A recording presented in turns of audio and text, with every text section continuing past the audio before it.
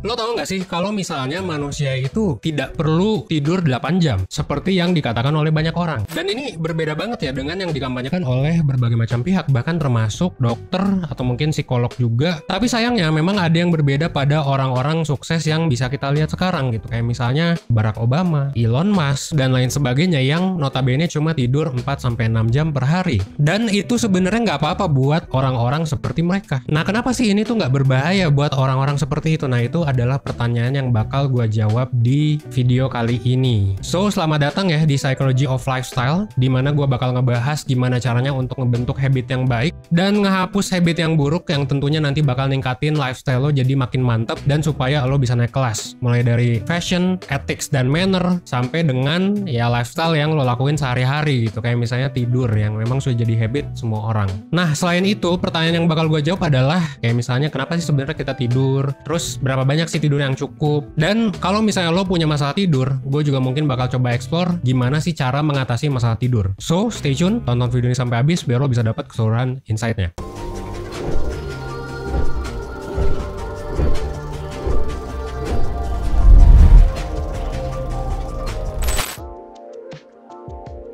Fakta yang mencengangkan adalah kalau lo nggak pernah nyadar, kita tuh sebenarnya menghabiskan 1/3 dari hidup kita tuh untuk tidur. Dan kalau kita hitung, sebenarnya 1/3 dari hidup tuh lama banget cuy. Jadi kayak setiap manusia kan punya 24 jam dalam hidup ya setiap harinya. Dan 8 jamnya atau sekitar 33%-nya itu kita pakai buat tidur doang.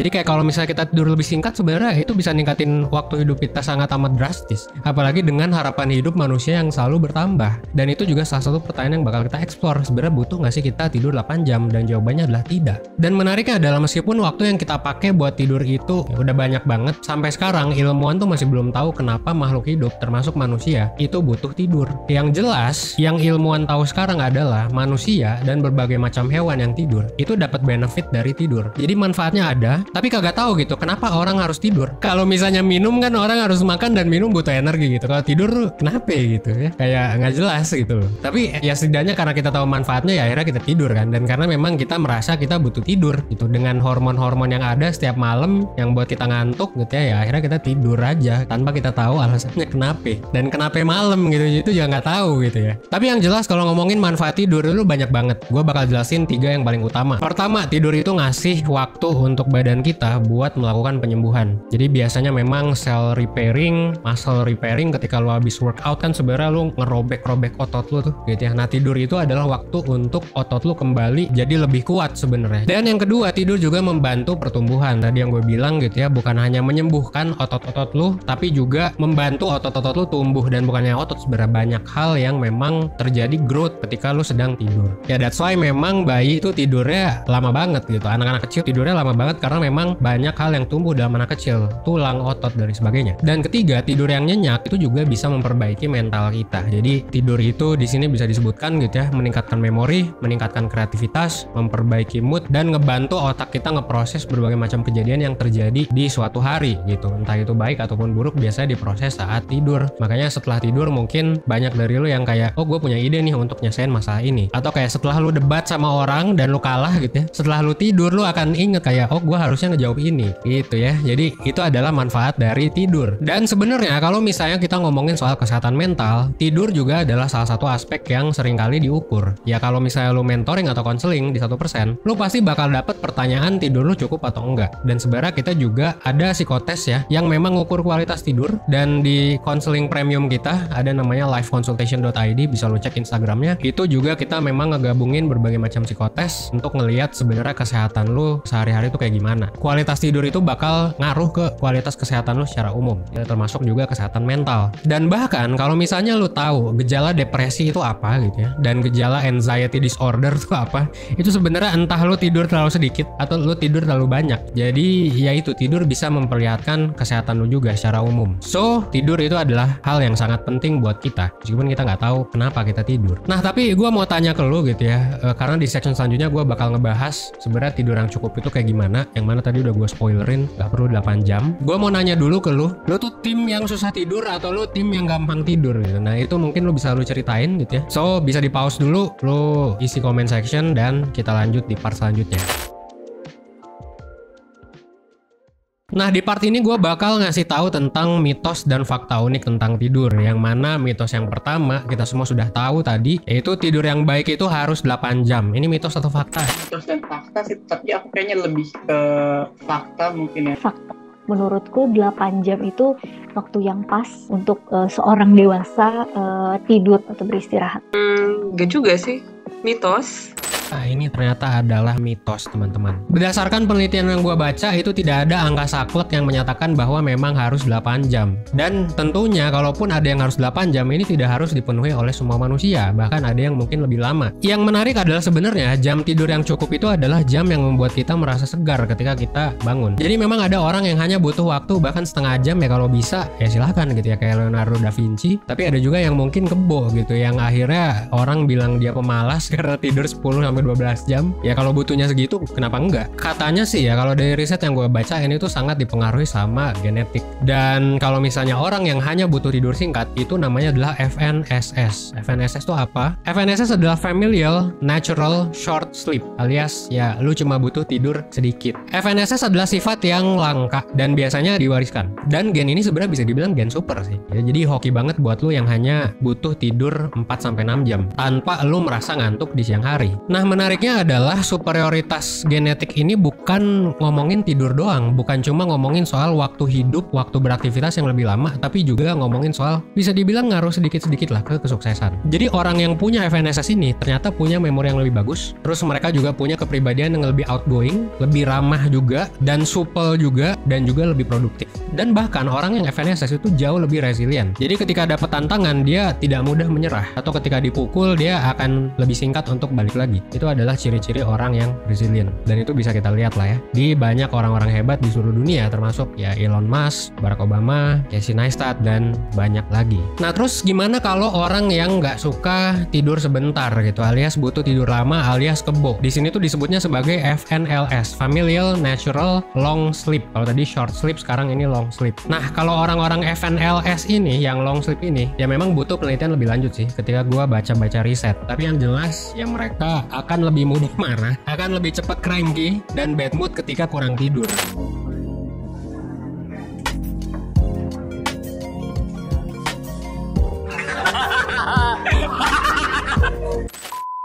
Tapi kalau misalnya lu ngerasa seperti ini, saran gue sih lu banyak-banyakin tidur sih ya. Karena takutnya nanti ngeganggu orang lain. Tapi intinya kita di sini mendobrak mitos bahwa orang perlu tidur minimal tuh 8 jam. Enggak cuy, enggak ya, tergantung orangnya. Nah, gue mau coba ngomongin ke hal yang kedua, yaitu soal mimpi. This must be Gary's dream. I'm gonna get a closer look. Nah, ini biasanya sering dibahas gitu ya sama ahli-ahli tarot, ahli-ahli peramal gitu ya, bahwa mimpi itu katanya punya arti. Sebelum gua jawab, kalau lu sendiri, lu ngerasa mimpi lu tuh punya arti atau enggak sih? Mimpi itu ada artinya? Enggak juga. Mitos. Kayaknya mitos ya. Mitos sih kayaknya ya. Tapi juga banyak orang yang bilang kalau kita mimpiin orang itu kangen gitu. Padahal sih kayaknya enggak sih. Mungkin cuma kebetulan aja sih. Well, gue pribadi, jujur gue ngerasa bahwa mimpi tuh bisa punya arti dan bisa enggak. Tapi ini nggak bisa gue buktiin. So, gue bisa bilang bahwa klaim gue ini tidak saintifik. Tapi kalau dari pengalaman gue, jujur, mimpi itu bisa jadi berhubungan dengan alam bawah sadar. Karena gue mungkin percaya sama teori psikoanalisis. Tapi kita coba explore. Jadi ini bisa mitos, bisa fakta. Kalau menurut neuroscience, ya jelas ini adalah mitos. Karena ya mimpi itu kagak ada artinya. At least sampai sekarang. Ya sebenarnya masih butuh penelitian lebih lanjut sih. Cuman sejauh ini ya mimpi itu kagak jelas.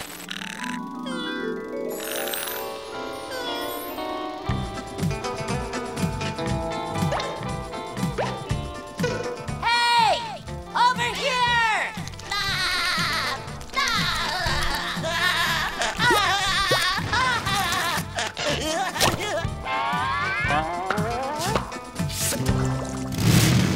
Dan bisa jadi ya mimpi itu hanyalah kumpulan-kumpulan informasi yang dihasilkan dari ya hari itu, kita yang diproses hari itu juga. Jadi ketika tidur ya diproses lagi aja dengan kagak jelas dan kagak ada artinya. Ya salah satu perspektif yang menurut gue fine. Tapi kurang seru nggak sih? Kurang seru nggak sih? Ya kan? Nah sekarang gue bakal jelasin salah satu teori yang gue suka banget gitu ya, dan gue ngikutin banget. Salah satu teori yang klasik tapi udah mulai usang karena dianggap tidak saintifik dan tidak bisa dibuktikan. Tapi di sini penjelasannya seru. Kayak misalnya gini, kalau menurut Sigmund Freud, founder dari psychoanalysis itu sendiri, orang yang pertama kali bilang bahwa ada loh ketidaksadaran atau alam bawah sadar. Sigmund Freud tuh bilang kalau mimpi itu adalah kumpulan harapan kita yang terpendam. Jadi kalau lu mimpi lagi selingkuh, mungkin itu adalah harapan terpendam lu untuk selingkuh sama orang. Nah tapi ada juga yang menurut gue menarik nih dari sahabatnya si Sigmund Freud, sama-sama aneh juga teorinya, namanya adalah Carl Jung. Buat lo yang belum tahu, Carl Jung ini adalah salah satu orang yang mencetuskan teori MBTI dan orang yang mencetuskan juga alam bawah sadar kita itu terkoneksi. Jadi manusia itu punya yang namanya collective unconsciousness, dan Carl Jung ini orang yang teorinya paling sering dipakai di game-game aneh kayak misalnya Control, Alan Wake, ya banyak lah pokoknya game-game yang pakai teorinya Carl Jung karena memang menarik. Nah kalau kata Carl Jung, mimpi itu adalah ketika ancestor kita nih, nenek moyang kita gitu ya, itu tuh mengkomunikasikan berbagai macam hal pada kita. Jadi kayak misalnya kita mimpi mati gitu, ya kemungkinan besar lu sedang dikomunikasikan bahwa ini adalah salah satu cara lu mati gitu. Ya meskipun nggak bisa secara gamblang ya, nggak bisa secara gamblang karena kalau lu baca bukunya Freud, bukunya Carl Jung tentang mimpi itu tuh memang kompleks banget. Tapi yang jelas Carl Jung ini dia bilang bahwa ya mimpi itu memang akan susah dimengerti karena mimpi itu mengandung banyak simbol-simbol yang bahkan kita nggak tahu gitu simbol-simbolnya tuh artinya apa. Jadi bisa jadi memang rentan salah. Bahkan kalau kita ngomongin teori Carl Jung itu sendiri, Carl Jung sendiri bahkan bilang kalau misalnya ada kejadian supranatural, lu nyari kunci gitu ya, atau lu cari mouse deh ya, ini mouse wireless, awalnya nggak ada di sini, terus lu cari, tiba-tiba pas ke ruangan ini ada lagi. Ini adalah peristiwa supranatural yang sebenarnya bisa dijelaskan oleh alam bawah sadar, yang sebenarnya ini adalah cara realita itu bisa terkoneksi dengan dunia supranatural. Dan ini teori ini dipakai di salah satu game yang menurut gue bisa jadi game of the year, yaitu adalah Control. Ini game beberapa tahun lalu sih ya. Tapi kalau lu mau ngomongin soal game, lu bisa masuk ya ke channel partnernya 1%, yaitu Player 2. Lu bisa cek aja di sana lah tentang penjelasan sejarah game dan lain sebagainya gitu. Oke, tapi balik lagi ke mimpi. Intinya ya banyak lah orang yang menteorikan tentang mimpi, dan ya teori-teori ini tidak bisa dibuktikan oleh penjelasan saintifik. Cuman kalau kita lihat dari berbagai macam bukti, berbagai macam pengalaman orang, supernatural experience itu sebenarnya bisa terjelaskan di sana. Itu nanti juga gue bakal ceritain gimana caranya konsultasi itu bisa nyelesain masalah tidur lo. Kalau sekarang misalnya lo punya masalah tidur, nggak bisa tidur.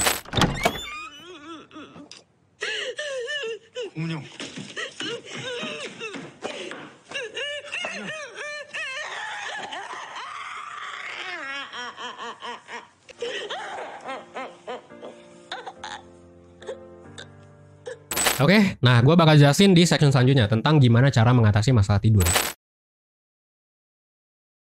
Nah, kalau misalnya lo nanya ke gua tentang masalah tidur, mungkin video ini nggak bakal selesai-selesai karena banyak banget masalah tidur yang sangat bisa diasosiasikan dengan gangguan mental. Dan gue juga memang tidak akan menjelaskan sebegitu banyaknya. Kenapa? Karena takutnya jadi labeling gitu. Jadi kalau misalnya lo lihat konten psikologi yang menjelaskan terus langsung mendiagnosis tanpa ada disclaimer untuk konseling, saran gue lo cabut dari konten itu ya. Jadi buat lo pokoknya yang punya masalah, gue ulangi sekali lagi, silakan konsultasi ke profesional di 1%, ada mentoring, ada konseling. Gitu, lo nggak bisa mendiagnosis dengan lo dengerin gue doang. Nah, untuk menyelesaikan masalah tidur sebenarnya ada banyak, tapi gue bakal jelasin lewat metode yang menurut gue cukup efektif, cukup efisien juga, dan seringkali berhasil kalau dari riset yang gue baca. Metode ini mungkin lo udah pernah denger, namanya adalah CBT, dan ini juga dipraktekkan di praktek konselingnya 1%. Nah, prinsip dasarnya adalah gini, ini gue jelasin doang ya. Pertama, yang biasanya dilakuin adalah dengan yang namanya cognitive restructuring. Maksudnya apa tuh? Ya, simpelnya adalah perubahan mindset. Nah, jadi yang pertama yang lo harus ubah adalah mindset. Nah, udah kayak motivator ya. Tapi bener cuy, gitu ya. Jadi kalau misalnya lu punya mindset, let's say, kayaknya gue kagak bisa tidur. Nah, itu kan mindset yang sebenarnya negatif banget ya, dan itu akan jadi self-fulfilling prophecy gitu. Jadi yang awalnya mungkin lu sebenarnya bisa tidur, tapi karena mindset lu seperti itu, jadinya lu kagak bisa tidur. Nah, ini bisa diubah dengan terapi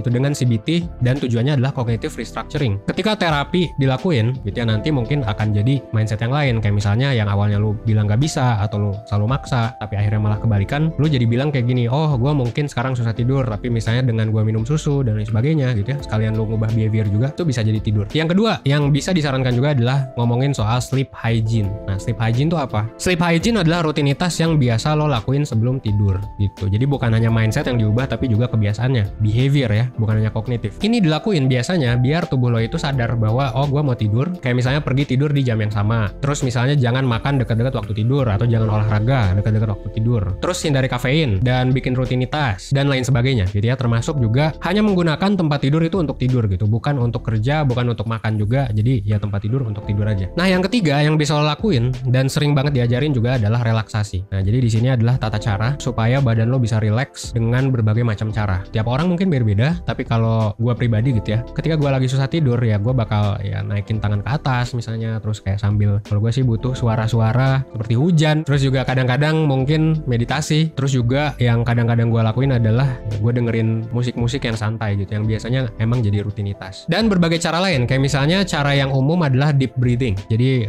lu bernafas dalam-dalam lalu keluarkan. Nah, ini biasanya akan ngebantu relax juga. Jadi detak jantungnya jadi lebih santai. Terus bisa juga ya seperti mindfulness, seperti meditasi adalah dengan melakukan body scan. Intinya kalau ngomongin soal meditasi, kita juga sempat kerjasama sama Rafa Rana. Lo bisa cek link meditasinya di bawah gitu, lo bisa denger meditasi seperti apa yang biasanya gue lakuin. Dan sebenarnya di YouTube juga udah banyak, jadi lo kagak usah beli, kagak usah ngapain sebenarnya. Tapi kalau misalnya lo pengen di guide ngomongin soal meditasi, kita juga punya instruktur yang memang fokus ke meditasi. Dan kebetulan dia juga adalah mentor di 1% juga. Jadi silakan melakukan meditasi dengan Kak Grace. Jadi sekalian mentoring sambil meditasi bareng-bareng. Biasanya kita juga ketika ngadain training offline atau online, jadi kita adain retreat, entah itu di kantor langsung juga untuk meditasi bareng-bareng. Jadi silakan ya kontaklah partnership 1% gitu ya kalau mau buat kantor, atau lo juga bisa untuk mentoring aja langsung. Dan gue juga menyarankan lo untuk ikut grup komunitas tidur. Siapa tahu nanti lo bakal dapet inspirasi, dan kita juga bakal nge-share produk-produk kita gitu ya, layanan-layanan kita terkait dengan cara-cara tidur dan diskon-diskon juga di sana ya. Lo bisa masuk ke grup Telegram. Grup Telegram 1% cukup banyak sebenarnya. Jadi silakan ya masuk aja, ada grup skincare, mental health, ada grup yang umum juga ya, silakan masuk lah. At the end of the day, kalau kita ngomongin soal tidur, ini adalah hal yang penting buat manusia. Kita nggak tahu kenapa kita tidur, tapi yang jelas ini banyak manfaatnya. Jadi saran gue, ya maksimalkanlah waktu tidur lu. Maksimalkan bukan berarti dilamain. Justru malah kalau bisa ya, cari cara buat menyedikitkan waktu tidur. Itu mengefektifkan waktu tidur, gimana caranya biar jadi makin baik. Dan buat lu yang ngerasa lu punya masalah kesehatan mental, masalah tidur, atau keduanya, atau lu lagi galau tiba-tiba lu tidurnya susah, udah berhari-hari, atau bahkan lebih dari 2 minggu, kalau misalnya terus-terusan sama 2 minggu, saran gue, lu konsultasi langsung ke profesional, jadi entah sama mentor atau sama psikolog di 1%. Nanti kita bakal arahin ke berbagai macam worksheet, berbagai macam treatment, dan juga ada psikotesnya juga, bisa lu akses secara gratis untuk melihat kualitas tidur lu. Silakan dicek lah, linknya juga ada di deskripsi gitu ya, tentang kualitas tidur dan juga tentang kesehatan mental secara umum. Itu mungkin akan bisa memperlihatkan seberapa sehat lu sekarang. Dan kalau misalnya memang tidak sehat, ya silakan gimana caranya, apapun caranya, improve lah jadi lebih baik. Referensi dari video ini gue catat di description box seperti biasa. Jadi kalau misalnya lu mau mendebat atau mau nambahin referensi, gue sangat bakal menerima. Dan akhir kata, well, gue Evan di 1%. As always, thanks.